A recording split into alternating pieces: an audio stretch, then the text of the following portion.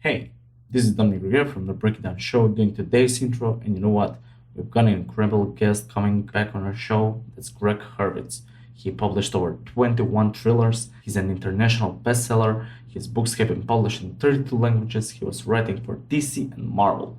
I mean, my buddy Pete and Greg talk about his 10 commandments in writing, hearing conversations with guys like Jordan Peterson, how precious are the moments of inspiration, and how he stops writing because eventually we all have to live our lives.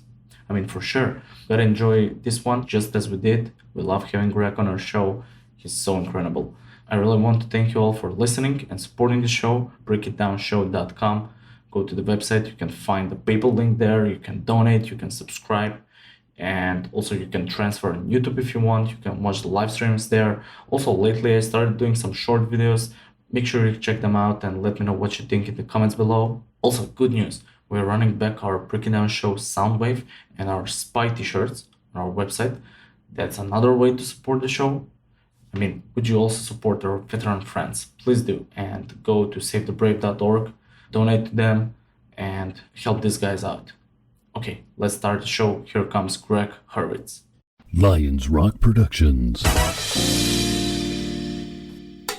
This is Jay This Moore. is Greg Proops. This is Jordan Harbinger. This is Dexter from The Offspring. This is Nathan This is East. Sebastian Younger. This is Rick This Marotta. is Stuart Copeland. This is Mick Gillette. This is Andy Summers. Hey, this is Skunk Baxter. This is Gabby Reese. This is Rob Bell. Hey, this is John Leon Guerrero. Hey, and this is Pete A. Turner.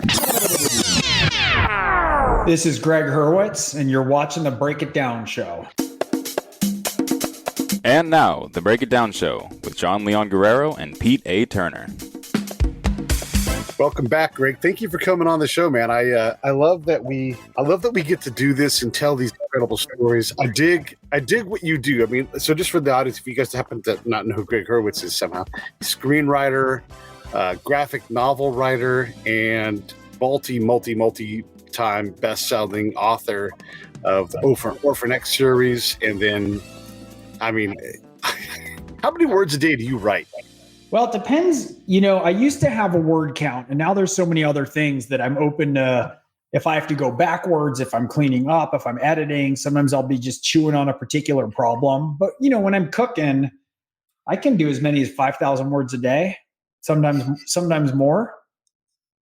And then is that professional work, or do you write for just straight pleasure, stream of consciousness, any of those kind of things at all? Well, all my writing is for, you know, either screenplays, novels, TV, or comics, basically. So it's all for the fun. It's all the fiction. The bulk of my time is on the novels. The bulk of my time is on the Orphan X series. I've talked to a lot of novelists, and you all approach the problem differently. You know, so Kat Connor's a friend of mine. She's written whole crime novels, and sort of like she picks a point to stop. And then old things that she wrote years before are almost like Easter eggs she leaves to herself. And so it really is a series of a long, multi-volume conversation in terms of how she approaches it. And I was listening to you on another podcast, and it sounds like you have a similar thing where you have like your 10 commandments, and those things all of a sudden later on line up in a way that you're like, oh, damn, I didn't know I did that on purpose, but I did. Yeah, I think it was Joan Didion who said, I might be misquoting this, in which case somebody do a Google search and let me know. But somebody said, you know, I write so I know what I think. And there's an interesting process of pushing the stuff that I'm working with. For me, it's always in story form. I don't work backwards from themes. Some writers do that. You know, I work with a guy on the TV front who would say, he would play with things and be like, I want to write something, and the theme, you know, for this week's show is going to be loyalty. I think in scenes, I think in characters, I think in dialogue. So I don't think in sort of a loftier thing, but specific incidents or beats will come up to me. Or for me with Orphan X, I'll picture a scenario, I'll picture a dilemma that he's grappling with. And then it sort of pushes up from there. And then it tends to take on a kind of pattern once I lay it down on the page. And then I look at it and go, yep, that's a lot of what I've been dealing with. And I wasn't even aware of it. So the process of pushing it up into words and getting it on the page sometimes is a process of clarifying my own thinking. So there's a lot of you in Evan Smoak. Evan Smoak's not an independent character that you know. Yeah, you know, it's interesting. There's a lot of places where he's way out ahead of me, right? Mixed martial arts, fighting, hand-to-hand, hacking. Like you go through the whole skill set of him. And obviously he's a vastly superior operator than I am in every way. And there's other ways too. When I first started writing it, he does a lot of mindful awareness meditation. A lot of his focus operationally is about being present, about not getting in a rut, about seeing everything as if for the first time, right? Is the deadbolt thrown? Is there a sniper glass on a neighboring roof? That sort of Zen-like present day awareness. And part of what he's pushing out on is he has it down operationally, and he's trying to figure out how to do that in some ways that also applies emotionally. As a kid who was taken out of a foster home and trained to be an assassin, he doesn't speak the strange language of intimacy. Everyday interactions are what bring him up short, right? It's not like garroting a cartel leader in a Turkish bath. It's having to make small talk at the mail slots that undoes him. And so he has all these rules and he's applying them in different ways. And what's interesting is it's a lot of the kinds of things that he's grappling with are things that I am dealing with in my own life. And some of it I might be ahead of him. There's other stuff that I've gotten to, now we're 6 books in, that I realized that some of what he's been practicing are things that I needed to practice, but I didn't really know about it till I started to write it with him and started to get enough of him on the page to understand that it's something that that part of me was striving towards. So does Evan teach you? Are you teaching yourself? How long does it take for these cylinders to click in place in this lock to make it so that you realize I need to do more mindful meditation? Or how does that go? That realization of what you've writing to know who you are and what you need. I mean, that's sort of the magic and the anxiety of it is there's no good answer, right? I don't know where it comes from. Any day that I sit down, it's not like I can rely on a set of laws or rules or training. Every line of dialogue is different, right? Every scene's got to be different. And what it is, more and more, I've focused on making sure that I'm in a particular state of mind when I sit down to write, that I'm in a good state of mind, that for myself, I've tuned out enough of the outside world to focus on the story. And that's really where I'm doing a lot of my thinking. And the extent to which that weaves in and out of my own life and the fictional world that I'm creating, if I can line those up, then that's where really cool stuff starts to happen, where I'll realize, I've been working on this thing. I've been working on this theme. I've been working it out in my own life, in my personal relationships. And it's sort of writ large in the Orphan X universe in some symbolic way that he's grappling with the same thing that I'm trying to untangle. And, for me, I think that this series are the books where I've caught up to that. I'd say before Orphan X, I'd write a whole book and then I'd look back at it a year later and go, that book was clearly about, my increased sense of vulnerability I felt at becoming a parent. That's right. What my thriller, You're Next, was about. And it's clear as day. I just wasn't thinking it when I was writing it.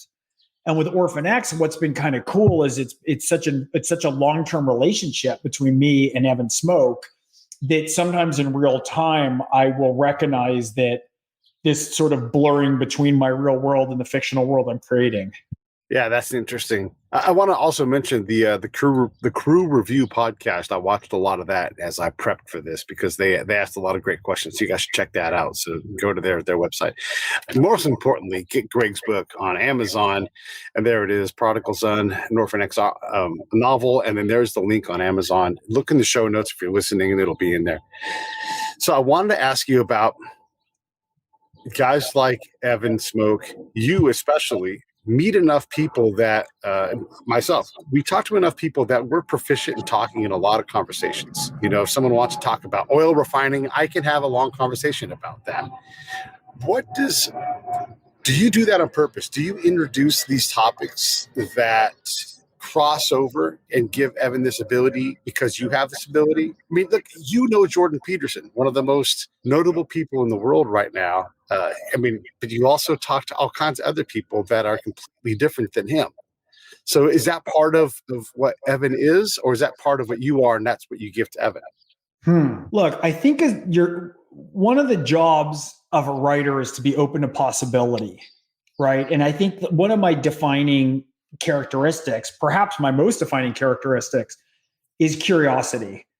Right. I like talking to people. I like talking to people who think differently than I do. Look, Jordan and I have plenty of areas that we disagree. Right. It's a very fruitful, stimulating, challenging relationship that we have.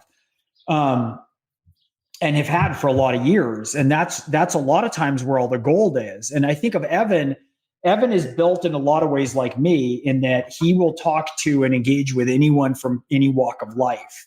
I feel like if you surround yourselves with like-minded individuals, how boring the world is, how boring it is if you're surrounded with people who agree with you, right? Where everybody knows what they think before they say it. It's one of the things I hate about watching cable news, right? It's just so rarely surprising when you have, the proxy for this political leader and then the people who don't like that political leader. I like being surprised. I like being challenged. And a lot of it with Evan is one of the things that I've learned more and more, because I was always driven by this curiosity, is it's also tactical. It's tactical to understand. I did a lot of work over the last 4 years in politics. You and I have discussed some of that. In fact, I think that's how we met, right? Yeah. And part of what I did is I went out and talked to people from all the way around the wheel of political orientations, from, the far right to the far left, and had all these conversations to understand it. And one of the things when Evan is training, by Jack Johns, his handler, who is like a father figure to him, he teaches him to observe. He teaches him to be present with what is. And if you have that Zen-like state of awareness, if you're looking at problems and solving problems, rarely do you have the luxury of shading yourself from reality under the parasol of a particular ideology, right? And so it's tactical to bring the best of what conservatives are. It's tactical to bring the best of what liberals represent, right? It's tactical to speak fluent science and speak fluent Jesus and speak fluent Buddha. And it's strategic too. And so we tend to look at all these things where we divide into camps, and we divide ourselves into these bands beneath which we fly certain flags. And I find that there's things to take from all of them. And so that's how I am. My friends really range the whole gamut. And if I have different kinds of problems, I call friends from different arenas who haul me out of it, or make me question my assumptions, or can hit my blind spots in different ways. And so in a very weird way, and this is one of those things I think I figured out late into writing the series, that's a lot of what Evan is. He's got friends like Tommy Stojak, who's based on a real world friend of mine who is a early UDT diver, crusty old, these kinds of guys. Yeah. I love the guy. He passed away a few years ago. I went out, I visited him in Vegas. And I remember he wanted me to see his ranch. And we went out, and he had like a mini tank on his front lawn with a Pence Trump sign sticking out of it. And at the same time, I was getting texts from LA with my friends who were in like the 1,000 Woman March, And so he's like, diehard conservative military guy, super engaging, super interesting. We disagreed on a lot of stuff when it came to politics, but it was so amazing for me in 2015 to be asking him questions. What do you think of this? What do you think of that? With your experience, what is this like? Trying to understand it. And then in Evan Smoak's world, so he has Tommy Stojak, who's based on that friend of mine. And he's also got, the 16-year-old Hispanic hacker, Joey Morales, right? Who represents another part of the continuum or of the divide. But all the characters who populate his world, like a lot of my friends and people who populate my world, they're not reduced to what they believe on any one front. They're all, I hope, fascinating. They're expert in different arenas. They hold different views. And that's something that was an incredibly useful skill to me, to actually go out and engage with the world these last 4 years politically, is to have, I sort of had the psychological version of, going off and having these tours of engagement.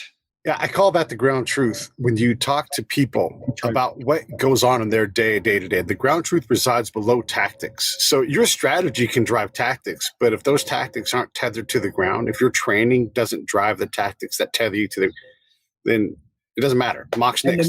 You're not in any way going to achieve your theoretic or strategic goal, because there's no tethering between the different things. And when that's just I'm sorry. Go ahead. You. No, go ahead.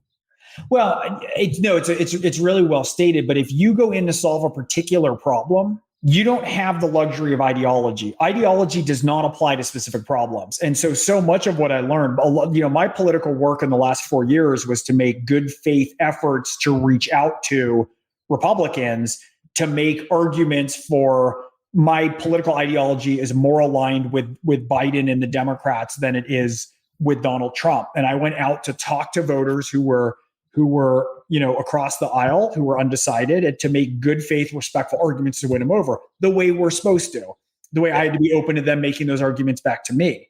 But it's funny because when I went out and engaged in all that to actually solve problems, a lot of the ideology of the left doesn't have any bearing on reality when you go to solve things, to have real conversations. If I went by the slogans and catchphrases, if I'm drilling down trying to figure out how to talk to Cuban Americans in Miami, good luck. So it's like, the battle plan doesn't survive first contact with the enemy. In this case, I didn't view those voters as my enemies. But what I did realize is when I was going out to try and affect change in the real world, to engage in a real world way, in what I hope would be productive and positive dialogue, a lot of which I mirrored with Jordan, right? I've been on podcasts discussing politics with him, and that's enlightening and engaging. We come at things from different angles. Yeah. But it's never something that's neat and clean and easy. Everything's complicated. And if you think that you don't have to be open to where you're wrong, if you think that you can try and change someone's mind without showing them the respect of first understanding why they think what they think, yes, good luck. I mean, no one should ever listen to you if you can't show a real willingness to understand how they see the world, and then think about how you see the world, and then think about, is there a common way to bring those into alignment? And I think there's a lot of that is underscored, in the Orphan X ethos, that, one of the things that Evan he was Orphan X, right? The government kind of planned him and set his moral compass, right? There was an operational ideology. He had to follow orders, even if they were immoral. And part of why he left the program and now is the nowhere man and he operates on his own is because he wanted to work in ways that where his missions are aligned with his own internal compass. And that doesn't have a Democrat or Republican bearing. It doesn't have red or blue. It's on the basis of when he sees people and looks at them and tries to understand, are they suffering and do they need my help? And can I help them? And that's the only thing he can get to that's close to an absolute good. And so it's interesting because he's very not political. I'm actually not that interested in politics. I'm interested in having conversations to try and get past polarization that can lead to damaging problems for people. That's where you and I met, again, how we first started talking about stuff is because we're having similar types of conversations. And so it's a really weird cross between the things that my character is learning, the ways my character was trained, and the ways, I try to engage my whole life with curiosity and openness, and then continue to do so in these cultural conversations. A lot of what I've done is that kind of thing. I go to Afghanistan. I'm not looking directly for the bad guy or when the attack is going to happen, because no one tells that guy the answer. Like if I come around like, hey, who's going to attack us next? That never gets answered in a way that makes any sense. And so I have to, and I know you talked about this a little bit on the other podcast too. I have to prepare myself. I have to have enough static knowledge in my head, but unassemble it. I have to have what I call tabula rasa, like a blank slate, because I have to take these pieces of knowledge that I have and see if they fit together into a program so I can understand their reality. And I don't have a lot of time to do that, right? It might be one conversation with this person. The next person I might talk to 10 times in 3 months. But I can't know anything, because if I make a mistake in my knowledge, because I think I know something, I'm not seeking to understand. I'm seeking to implement way ahead of schedule, before I've built trust. And I know that has to resonate with you because you've done this work at the ground. Then obviously that informs your Evan Smoak, portion of your personal, I don't know, being or whatever. But how do you reckon with that tabula rasa concept? Like if just wiping everything out and sending Evan to the field. I mean, it's easy for me to come with an answer to a question that I've never asked, to help someone. Part of what you're describing too, when you do that, when you're talking about when you go out to figure out the ground truth, it's part of it is like, it's almost like you have to be willing to rush to failure internally, to be like, I'm asking these questions, but the answers are coming from here. So let me throw out my whole frame and readjust. It's a constant, you have to be willing to embrace your blind spots and confirmation biases. And that's the hardest part operationally. That's part of why Evan's training has this sort of this Zen-like focus on being present, right? Because if you're present, you're observing what is. You're not observing the ruts and filters that you bring to it. Yeah. And it's really important to be willing to be wrong. And I will say, as I've climbed, certain, I shouldn't say climbed, as I've had access to people who are at varying levels of success, at the highest levels, whether in politics, cultural conversation, celebrity, writers, whatever it is. The one thing that I find with people who are truly successful in a way where they're able to impact the world in ways that are transformational, right? Because transformational change is what is the most effective. They're secure enough to be wrong. And it's a huge trait. So if I'm working with a film director and they have all the answers and everything's going the way they want to go, it's fine. You hope they're talented and you can get out the talent from them that you hope to get. But when you have creative engagement with people who are constantly looking, and you can give a suggestion and they can read if your suggestion isn't just coming from control and wanting things to be your way. If you can establish a positive feedback loop where you're open, where you have the strength and the courage to be open to being wrong and to taking suggestions, all of a sudden the world opens up to you.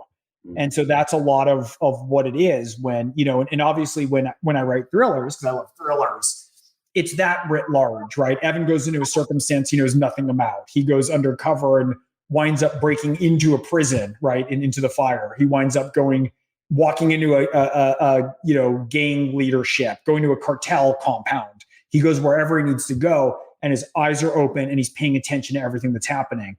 And quite often I make sure that the turns in the plot are turns that aren't just sort of a twist or turn for the sake of fictional contrivance, but they're ones that throw into question his perception and his worldview, right? He went into a mission thinking it's this, and it's completely different in a way that will challenge him and requires him to learn psychologically. And if he can learn psychologically, emotionally, spiritually, if it requires real growth and all the dirtiness that comes with real growth, because all the knowledge that we seek is always in the dirtiest place that we don't want to look, right? And if I can line that on top of the intrigue, right, and the suspense and the thrills, then that's where I feel like those two parts have meshed. And that's where I know I have something that is worthwhile for me to go mining in, because there's going to be gold in those hills for me. It's like you're picking things straight out of my head. So a couple of things I want to say to this is when I think of combat, right? Of course you have to win militarily, but we're not winning things just with military might. You have to win politically, culturally, socially, religion. These things you have to have a mastery of. And when I'm wanting to ask a question, I have to wash my ego out. I have to wash my goal out, because they're going to take me to a place that's way better than anything I could ever imagine, because they have the gold. And so when I figure out here's a place where I want to mine, now I can drive down and I can get to that gold and explore that with them. And it might take me months to finish carving out this little mini cave, but everything in there is so powerful, so unknown to anybody else, that I bring it back. One of the problems I have, though, is that if I spend too much time in the field, my trust wanes with the U.S. side of the equation. And so I come back and I'm like, who's this crazy man? I'm like Lawrence of Arabia coming back into Egypt, And so there's always this balance of trying to balance these two realities so you can be an interloper in both, but a trusted interloper. Does that make sense? That's right. And you've just sort of put your finger on the last stage of, the Jungian hero's journey, right? So, whether it's, Grendel's coming in and he's eating everyone in the village, or there's a dragon who's doing it. The hero is the one who voluntarily goes into the unknown to confront it, right? And so you have to volunteer to go out, but you can never control where you go, right? And it always involves a descent through hell. And you get all the way down there, you get in the cavern, and there's inevitably a dragon guarding a pot of gold, which makes no sense, because what the hell does a dragon need with gold, right? And obviously what it represents is if you're willing to go into the place that is scariest to you, that you risk full disillusion, if you risk being devoured by the unknown, right? And if you win, if you can come out scarred and bruised and battered, the pot of gold represents self-knowledge or self-awareness. But the piece that very few people talk about that is really important that you just put your finger on is that the last phase is how you bring that knowledge back to society. And here I always think of Beowulf, he cuts off Grendel's paw, he comes back and nails it over the mantle. And if you're gone long enough, you see things differently. It's like there is an air to it when you really go on a journey and you go dive deep and you find things and have conversations that most people don't have. You get alienated from the culture that you came from, because part of the process of being the hero, and by that I don't mean hero in our sense of the word, I mean in an archetypal sense, is you're going away from your culture to learn something that's different and alien to it to try and bring it back. And how do you bring it back in a way you'll be heard? You can't come back screaming and judgmental, right? That no one had the courage, like in your case, to go with you for those months. You can't come back and get embittered by the corruption in the US military, right? Or their respective blindnesses. You have to go through that and come back in a way with an open heart and an open mind and figure out then how you carry that knowledge back in a way that's transformational for the society. And that's the cycle. And you do it again and again and again. And of course, it's the same cycle for us within our own psyches, right? That's what the Freudian cathartic technique is. You have a painful memory in your past, a memory of trauma that you don't think about, you don't want to go near. Guess what? You got to go right to the heart of it. You got to go dive all the way in and liberate it and bring it back to your present self, and then try to liberate some and transform some part of yourself. So there's all these parallels of the ways that psychology works and archetypal journeys work. And a lot of the work you're saying when you went out in the field and had to do that, it's an unbelievably brave process for you, because part of what you're risking is your disillusion into a whole other set of norms and values. Yeah, that's 100% true. You risk a lot of different things when you do this. The other thing is you bring back the message in a way that doesn't make sense. If I write, and I'm not a writer at your level, but if I have to write, I think about my audience. It's the platoon that I'm writing for and working with. It's the commander above them, all the way up. And I have to think about, what is someone who's never, not even within 500 miles of me, when they read my report, how do I make it clear to them so that they can understand? Because I've seen a line from my report come out and completely decontextualized and then recontextualized into another product, because my product is one of 500 that get put into something. And I'm like, that's my line right there. But that it doesn't represent reality. So the reality of my work, that Beowulf's, the paw, someone can come back and say, that guy needs to go to jail because he cut off a dog's paw, and it's like, you're like, I don't know what you're talking about. So this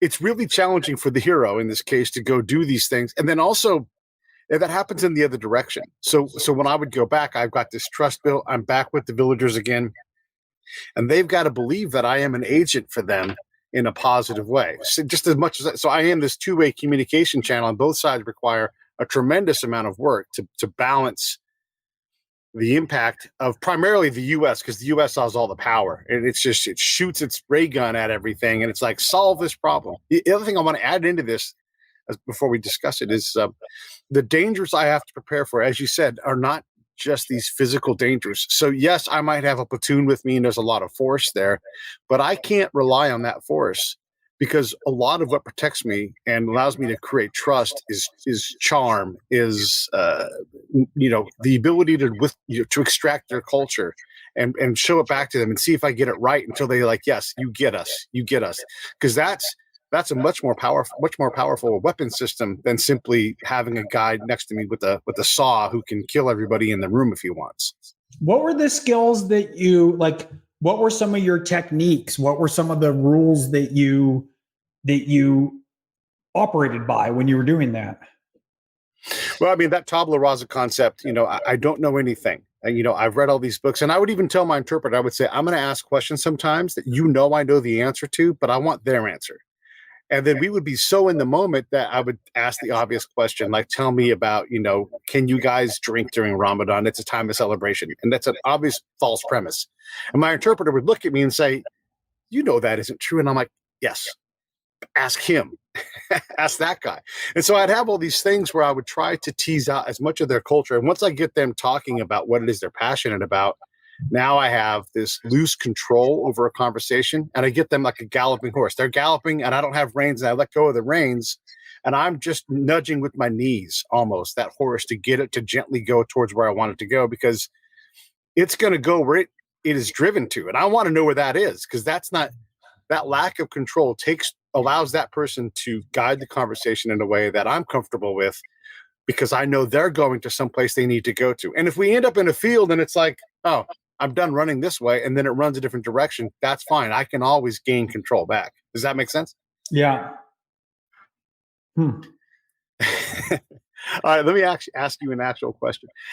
as you pick up these bits of knowledge from all of these different people, the SEALs that and you know so many different people, how precious are these moments? Is this like stop what I'm doing, write it down kind of moment, like when you get something like that, or when a piece of the puzzle is presented to you, or can you hold on to that and get to it when you get back from going to Ralph's or whatever?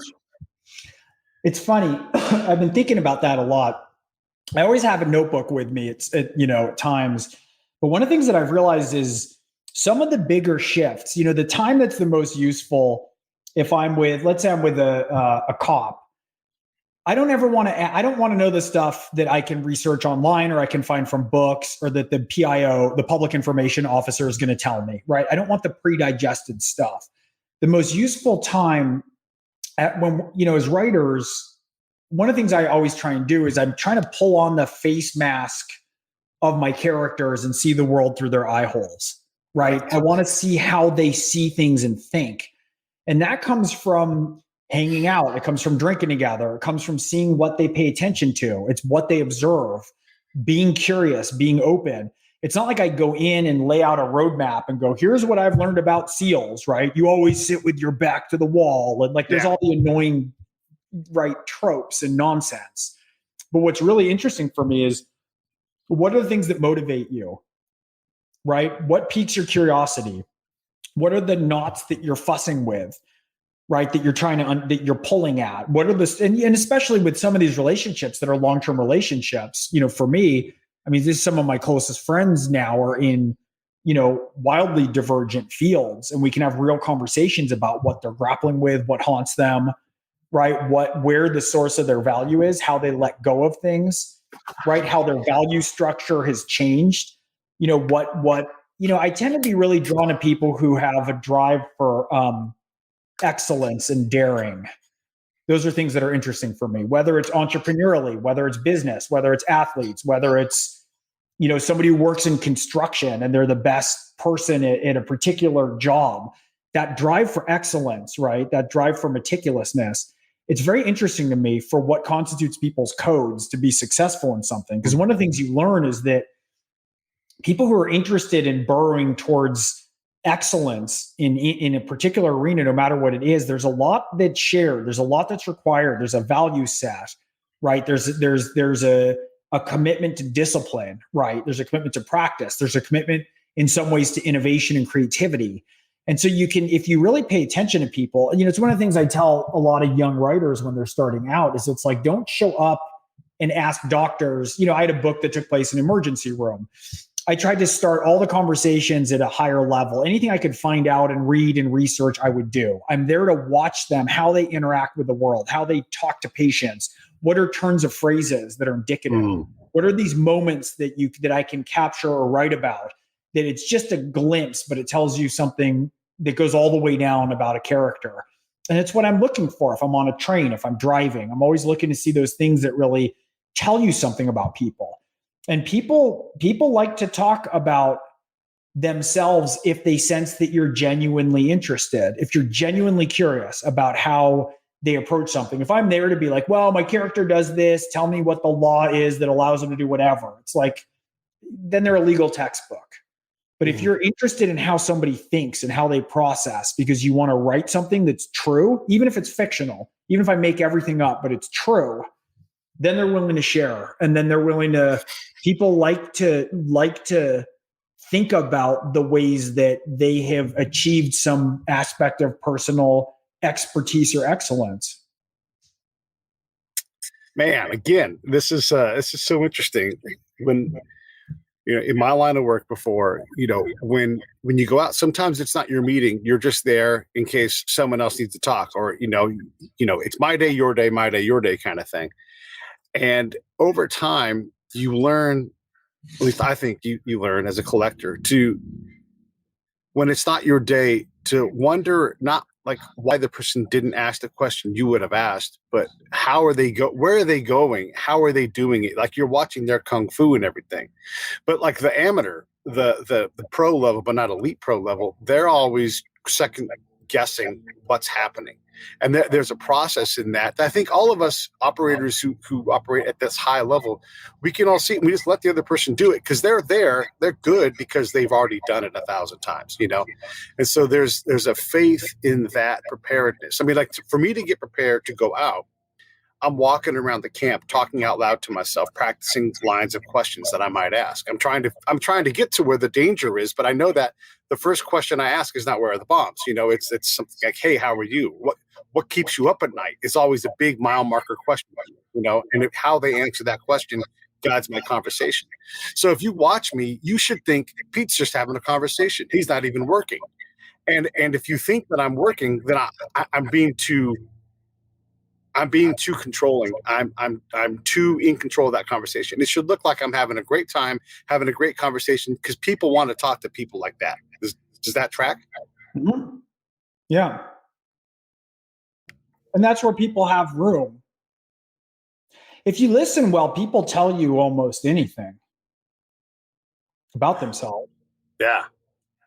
That's sort of my philosophy is if you become this network person who knows a lot of people, you'll be introduced to people that you can't meet through your own means. And because you're that same genuine person, like I don't use a cover, I'm just Pete. I don't give them all the details. I don't tell them where I live and everything, but that way, if I meet two guys, and hopefully I do, hopefully I'm so connected that I'm meeting people that I don't know.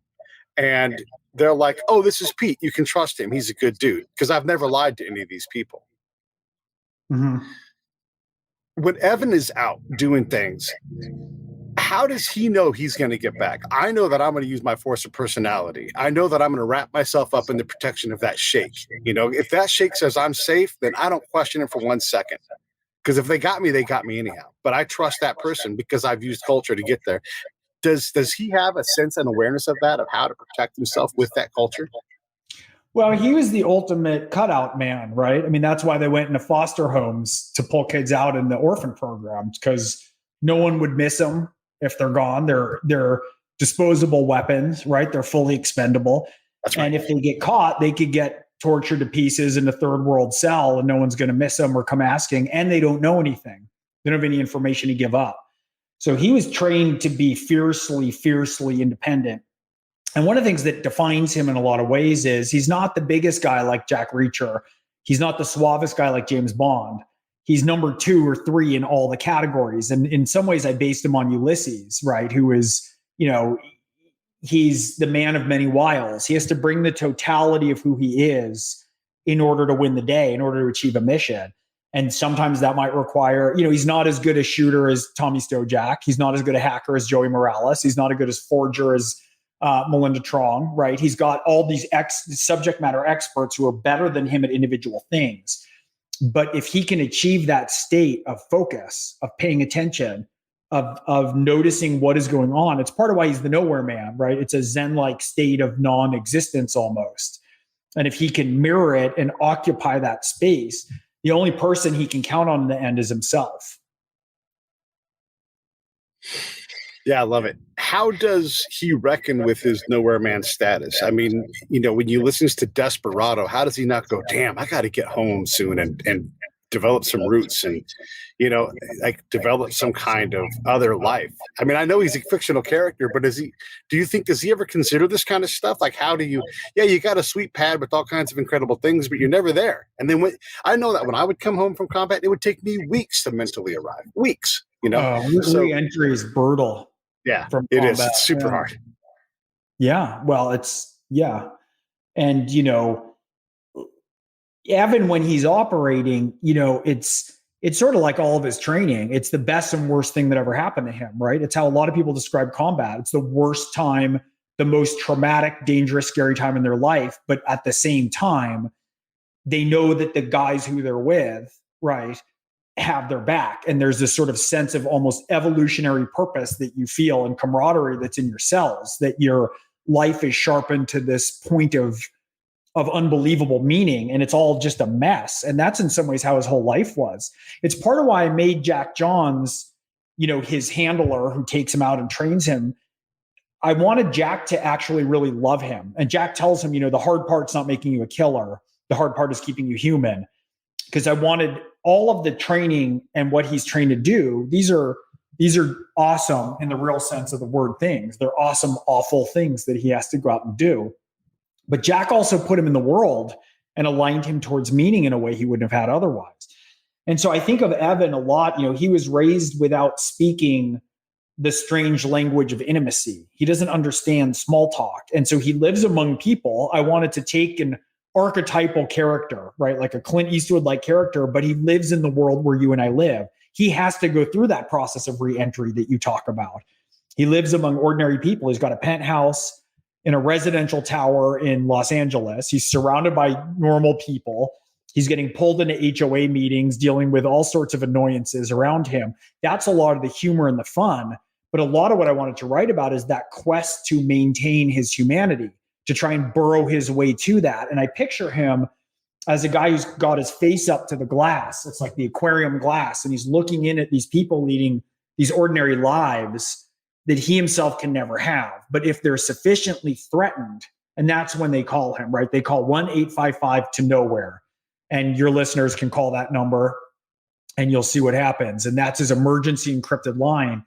If they're being, terrorized at the hands of abusers, tyrants, or bullies, they call him. And even if he can never have that life that he can see, what he can do is go in and get somebody, help people get back to an ordinary life that he himself can never have.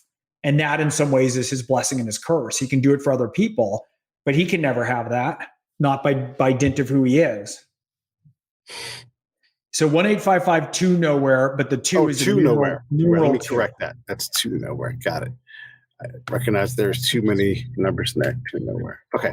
A lot of times in these stories, you see these contrived circumstances. I mean, it's all contrived, but where you have to do all these. Mission Impossible is great at this. You have to free fall into a ventilation shaft and then stop right at the ground. But oftentimes in combat, it's just the direct route, simple route. Hey, can I come in and check things out? Yeah, sure. I don't care. Or $20, get you in somewhere because the guy's like, you just paid me more in an hour, in a second than I get in an hour. So how do you balance when you just need to get this thing done and you simply ask, or you just open the door like, hey, is there a loose, it's like checking old payphones for a dime. And you're like, hey, I found one, I don't know what, 20% of the time you'd find a dime. You just put your finger in there and check. How do you balance that out as an author? And it's always fun to subvert expectations. And so that's one of the things that I'm always trying to do. Look, readers now are so sophisticated. Everyone has such pop cultural awareness in a way we didn't. Like when we were growing up, everyone's got access. I can't write a character. I can't pretend like my character, let alone my readers, haven't seen movies and watched TV and read books. And so it's really fun to turn those expectations on their head a lot, and to have it be where you think it's going to be some big giant conflagration and it turns up being something that just goes really readily and easily in the direction that you're saying. So I like to play with those expectations. There's a lot of, conventions that I've built around Orphan X, right? Like when he answers the phone and says, do you need my help? And then once I've established them, I like to play with ways where I can kind of undercut them, right? I make some things go easy, where you think it's going to be a left, it's a right. Where we think something's a big struggle, someone opens the door. Where we think something's going to be easy, it turns into a disaster. Because that's how the real world works. It's always, real world is always there to remind us that the best laid plans of mice and men, right? Yeah. Being deployed is a lot like that. There are just so many friction causing elements, I remember coming back from a long, drawn out patrol, just hours and hours and hours. And I went to my door and I just wanted to go in, get my gear off and go to sleep. Door handle comes off in my hand. Yeah, there's a metaphor in that. You're muted. You're muted, Pete. Pete, you're it's muted. 2 hours there you go. to do those kind of things. It's crazy. Yeah. It's like fix that door or whatever it is, Yeah.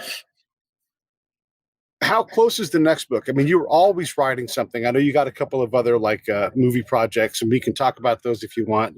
There's a couple things on IMDb, Sweet Girl and Black Flags, but how close is the next Orphan X universe book? And is it different than what you're doing right now? I mean, you did an origin story this time. Is you going to go to a totally different thing? Yeah. Well, I mean, I end Prodigal Son on a bit of an explosive note. And so basically I had to get to typing right away to figure out how to get myself out of the jam I created.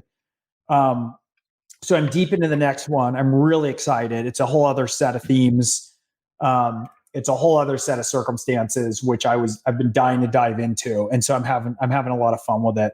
On the movie front, I have a film coming out this year from Netflix called Sweet Girl, starring Jason Momoa.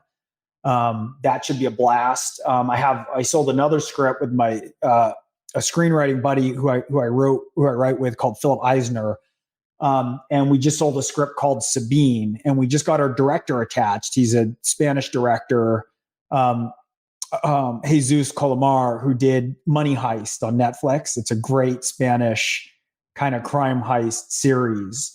And so we're trying to get that script into shape, getting that ready for production with him. And I'm working on the TV pilot for Orphan X, dealing with a comic, still tinkering here and there a little bit with politics, and, trying to keep sane here in LA, where we're number one in the world for COVID, which is not an accomplishment we were striving for. So it's busy. I got a lot of typing to do. And so it's fun. I feel engaged and alive, and that's about all we can hope for. Do you have to stop yourself when you're typing? Like, hey, 12 hours enough. It's Friday afternoon. I'm stopping right now, no matter what. Like, how do you turn it off? Because you have a zillion ideas, and you're so brilliant with the way you weave it all together. It's got to be a riot to do it. But at some point, you have to go live your real life, Yeah, that's a hard thing with the balance. I will say, with the pandemic and some of the political work, that shifted a little for me. It used to be that it was harder for me to not write than to write. And I think I'm feeling a bit of pandemic and political fatigue. Some of the work I was doing, venturing out, across the aisle, even on my side of the aisle, a lot of that was pretty grueling stuff. And so I'm trying to figure out the balance. And I have enough projects that I'm moving between, that I'm trying to figure out ways to kind of reconsolidate a little bit better than I used to. But if I'm close to the end of a project, it's really hard to stop. It's really hard to put down writing when I'm going towards the end of a book. I don't want to do anything else. I don't want to eat. I don't want to sleep. I don't want to stop. I don't want to deal with phone calls, nothing. Yeah. I mean, this is what you do. It's how you get paid. It's the world you live in and everything. And then how do you, we took a quick 1-day overnight trip out to Palm Springs this past week, just to kind of reset, because we're a little bit stir crazy from COVID. And, we all need to decompress. Do you have something like that? Do you go to Hawaii or whatever? Or what do you do to get away from all of it and then make yourself stay away when you're away? Well, we haven't much with this pandemic, because it's been a lot to contend with here. But, usually I'm away on book tour. I mean, I had a 7-month stretch for The Nowhere Man, the second Orphan X book, that I was gone more than I was in LA. I did 7 different countries in 6 months, I want to say. And so usually this whole month I'd be gone on book tour, and then I'd be over in England doing that whole book tour. But I'm doing everything remote now. And so, no, we've been pretty bunkered down here in LA. It's so bad in this county, as that it doesn't feel that responsible for me to be ranging out into other territories where they have, lower rates. We're trying to just kind of hang on here. So I've tried to do that responsibly. I got my 3 pups. I got 3 big old Rhodesian Ridgebacks. So I'm doing a lot of hiking and walking with them and wrestling with them, and, getting out. We live in got some good hiking trails around us and stuff. So I'm trying to just get out under the stars a bit when I can. Yeah, that is the standard. You're part of the world. That's what happens. People get out into the canyons and they take their dogs out. And your dogs are incredible. I wanted to ask you, this is, I don't want to get too political, but in general, like this, there's landscapes everywhere. it's really hard with tolerance, right? We always say we have to be tolerant, but intolerance is a human norm. It's what we do. How do we force ourselves to listen and to tolerate, just simply tolerating something? I'm not saying evil things, but we struggle to tolerate just simple things right now. Well, I mean, one of the things that I've looked at more and more is politically is that a lot of the problems that we're contending with, like, it's not like one political party has a pass on it. Like the statistic I kept coming back to is that $50 trillion with a T in the last 40 years have migrated from the lowest 90% to the top 1%. Not entirely through free market capitalist means, right? That's lobbyists writing bills. That's knocking out innovation and competition. And so people are hurting. A lot of Trump's message to that was accurate. I don't think his messaging about the fact that American workers are hurting, just that piece of the messaging only I'm referring to. But that didn't happen just under Republicans, right? That happened under Republican and Democratic leadership both. And one of the ways I've found a huge amount of tolerance is to just realize that I don't have a banner that I travel under that I feel like I have to defend. I feel like if I react from a really true place and what things I feel and where I think errors need to be adjusted or where I need to admit things, there's so much more power in being able to have flexibility with it. And in terms of intolerance, I've paid attention a lot. I mean, trying to get anything done that mattered in any way in this political and cultural climate is an unbelievably difficult venture. And I tried to pay attention a lot to any ways that I was going to be subject to or lost to moral outrage that wasn't real, or, virtue signaling, or getting drawn into this camp, or using buzzwords, or any piece of it. And one of the ways that I did that was I focused unerringly on people's intentions, right? Rather than just the language that they chose to use. And I focused on outcomes. It's rather than on permission structures. Who's allowed to say what, right? What's the right phrase we can say if you're a liberal, if you're a conservative? There's all these ways that we tingle up in what I think are surface topics that then lead to outrage and, dissent and intolerance. And then everyone can feel like a hero the more outraged you are. And I got laser focused on trying to create outcomes that I thought were important. And if you're focused on an outcome, you don't often have time to get that outraged or that intolerant, right? If someone doesn't agree with you, you go, okay, I'm going to move on. This isn't going to be fruitful for the outcome that I want, right? And if you can win people over, you always need allies, man. You always need allies. You always need more people to help, right? And I have, it's funny, in my core group of my, two of my closest friends here, one born again Christian, son of a missionary. He's one of those guys who went in and just said, screw it, and pulled the lever for Trump, right? He was that voter. I was voted Democrat. One of my other friends, Navy SEAL, didn't vote both times. Votes were the same in 2016 and 2020, right? There was a lot of conversations we had, the three of us. Everyone went down the same exact way. It's easy to be intolerant. It's easy to get angry. I certainly felt that. I think at times they felt frustration with me for not understanding that differently. But there's nothing to be gained in not trying to understand that we have to keep talking. Like, if I know these are both like good men, right? There's no upside for me to label them evil or ignorant or not canaries in a particular coal mine, that they're sensing something that's off kilter that they can't get their head around, right? No matter what that is, whether I agree with it or not, right? Whether it's based on what I think is the best interpretation of facts or not.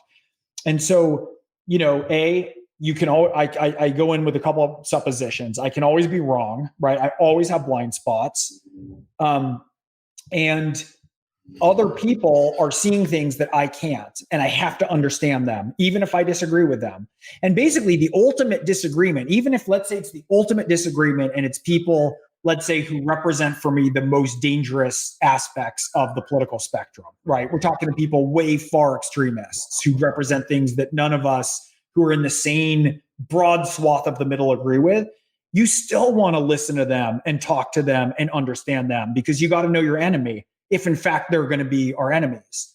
And so there's just no version for cutting off and closing down and retreating, because it's not effective to winning more allies. It's not effective to engaging to figure out where either your message or parts of your message are wrong, where you can win other people over, or where you better be aware with your eyes open of what's going on, because you need to understand what's happening, because it is in fact far enough on the other side that it constitutes someone who's an enemy that you better be aware of. And so to me, sort of outrage and intolerance gets in the way of all that. It's like, sure, we can have intolerance. Like, I hate Nazis. Look at my last name. Like, what good does it do me to go around and proclaim that, right? Anyone who's a reasonable person is going to disagree with that. It doesn't gain me anything to do that, or to equate people with that who aren't in fact that, who have just different views in other ways. The same way that it would piss me off when the further elements of the right would equate the entire Democratic and liberal, anyone who is a member of the Democratic Party or liberal, when they would equate them with the furthest left extremes from our party. It doesn't go anywhere. So you can get a dopamine rush of getting more likes on social media, but that's not committing to trying to figure out how we are moving forward. And look, 75 million people voted for Donald Trump, right? 80 million people voted for Biden. We're all moving forward together. Like, no one got off the bus when 2020 ended. So are we going to figure this out? Are we going to call on are we going to figure out the places that we need to draw a line and say, this aspect is unacceptable to me? And there certainly are aspects of what's happened in the political spectrum in the last 4 years that are to me, and figure out where we move forward, how we build bridges, who we talk to. And you can't do that from a position of pure moral sanctimony and condescension. You just can't get anywhere. No one wants to listen to that, nor should they. When you get out the vote to the tune of 100 and I don't know, whatever that is, million people, your mandate is to work on some collaboration. Like, we can't have these two columns of people all voting and still have tens of millions of people not wanting to engage. That's also a vote for, hey, this isn't what we all want. So I agree. And tolerance to that too is that easy, Yeah, I mean, the other thing is if we let's get rid of Republicans and Democrats for a moment. Wouldn't that be nice that we just have people? So we have, we have orientations. We have conservatives and liberals. Let's say that those are just two headings that can be more or less defined by different big five personality trait structures, right? Liberals are higher in openness. They're higher in empathy. Conservatives tend to be higher in conscientiousness, right? Industriousness. There's just different skill sets. Any successful combination requires both. There's a reason why those fixed personality traits are chosen. It's like it's as chosen as introverts and extroverts. You can't shame somebody into a different worldview, and they provide different things. You look at how corporations run, businesses and startups, right? The sort of visionaries and founders often tend to be more liberal in orientation, right? They're higher trait openness. They blur boundaries. They expand. But guess what? If you leave them in charge, they'll run the train right off a cliff.